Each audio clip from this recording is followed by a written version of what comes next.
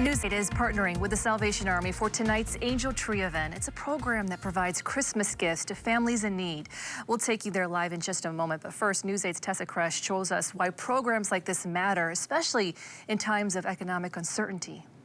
This year, Salvation Army is seeing more need than ever ahead of the holidays. All of the family slots were filled a week and a half earlier than they ever have been for the Angel Tree, and that's after increasing the amount of slots by 150. This need is what a lot of organizations are seeing here in Kent County. Thank you for calling Salvation Army House and Assessment. My name is Brendan. Can I have your first and last name, please? Inside this small call center, the phones don't sit silent for long. Thank you for calling Salvation Army Housing Assessment. My name is Dawn. Each call is a family asking for help. May I please have your first and last name? Dawn McDonald has spent 8 years answering this line. We just wish there was more resources to be able to assist more families. In 2024, this team answered more than 12,000 calls.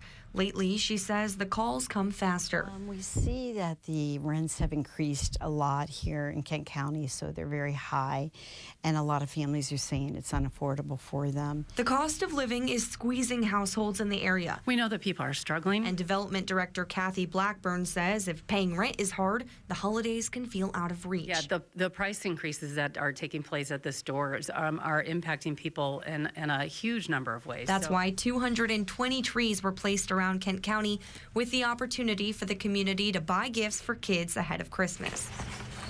And the community delivered.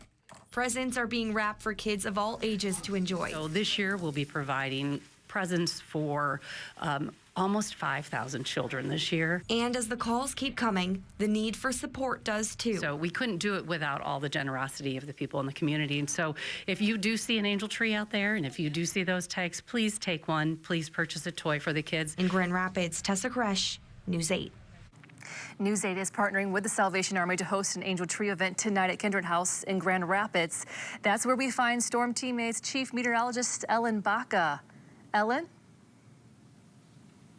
Hey, Amber, it's been a beautiful night. I got a lot of wonderful smiling faces here. This is the Girls Choral Academy that you're seeing now. Oh, also Santa is here. He said that most of Storm Teammate is on the nice list, by the way.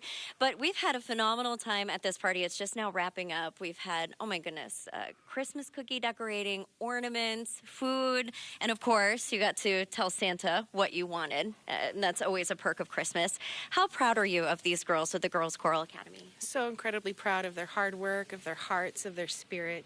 It's just a joy to work with these girls. I love it. And what was special about tonight? What was like your favorite part?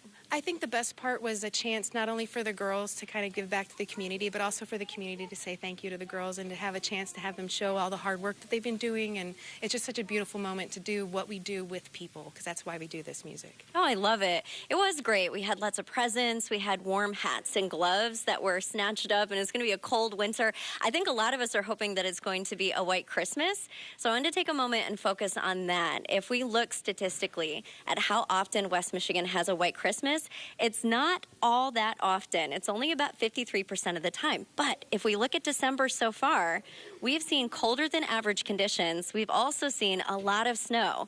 In fact, the first 3 days of December here, we picked up snow, and we have even more on the way.